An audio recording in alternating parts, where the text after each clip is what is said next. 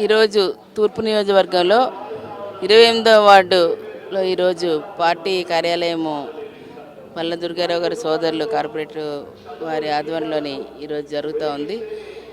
మరింత కార్యకర్తలకి ఇక్కడ అందుబాటులో ఉంటూ మరి ప్రభుత్వం చేస్తున్న కార్యక్రమాలతో పార్టీ చేస్తున్న కార్యక్రమాలని ఈరోజు తీసుకెళ్లడంతో పాటు ప్రతి ఒక్కరికి కూడా ఈవేళ ఓటు హక్కును కూడా చైతన్యవంతం చేసి ఓటు వేసే విధంగా కూడా చైతన్యపరిచి వారికి కావాల్సిన వివరాలన్నింటి కూడా ఈరోజు ఏర్పాటు చేయడానికి ఈ కార్యక్రమానికి మరి ఎంపీ గారు ఈ స్థానిక శాసనసభ్యులుగా రేపు రానున్న ఎన్నికల్లో వైఎస్ఆర్ పార్టీ తరఫున పోటీ చేస్తున్న ఎంఈవి గారు మరి అనినిత్యం అందుబాటులో ఉంటూ మరి ప్రజలందరికీ కూడా చేరువలో ఉంటూ వారికి కావాల్సినవన్నీ అనేక కార్యక్రమాలతోని ఈవేళ వారి మధ్యలో ఉంటున్న వారికి మరింత చేదోడు వాదోడుగా ఇక్కడ వారందరూ ప్రజలందరూ కూడా ఉండాలని ఈ కార్యక్రమానికి మరి విశాఖ ప్రథమ పౌరురాలు సోదరిమణి మరి మేయర్ గారు వెంకట హరికుమారి గారు వారు కూడా ఇచ్చేసారు. ఇక్కడ అనేక మంది పార్టీ కార్యకర్తలు పెద్దలు వివిధ డైరెక్టర్లు హోదాలు ఉండేవాళ్ళు మరి అక్క చెల్లెమ్మలు అందరూ కూడా ఇక్కడ ఉన్నారు.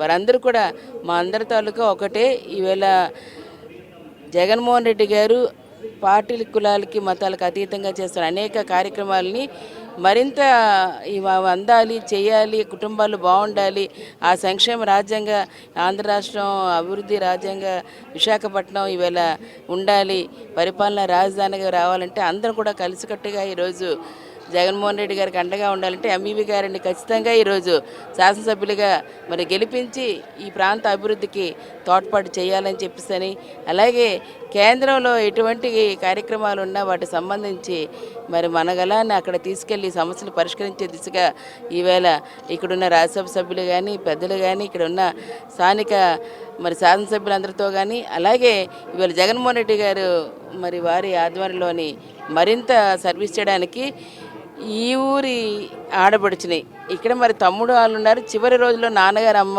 కూడా నివసించింది కూడా ఈ రామ్నగర్ ఇక్కడ సాయి టవర్స్ ప్రాంతమే. మరి ఈ వార్డులోనే మరి నేను నా అన్నదమ్ములు కూడా ఉన్నది.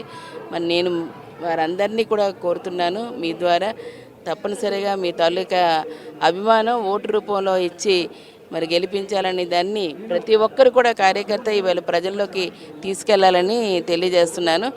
అలాగే ఈరోజు జగనన్నపై చేసిన దాడిని కూడా మేమందరం కూడా తీవ్రంగా ఖండిస్తున్నాము. ఒక పెరిగితనం చర్యగా అట్లాంటి కార్యక్రమానికి మరి ఒడికట్టిన వారి మీద ఎంతటి వారైనా సరే అటువంటి దాని భౌతిక దాడులు అనేది కాదు.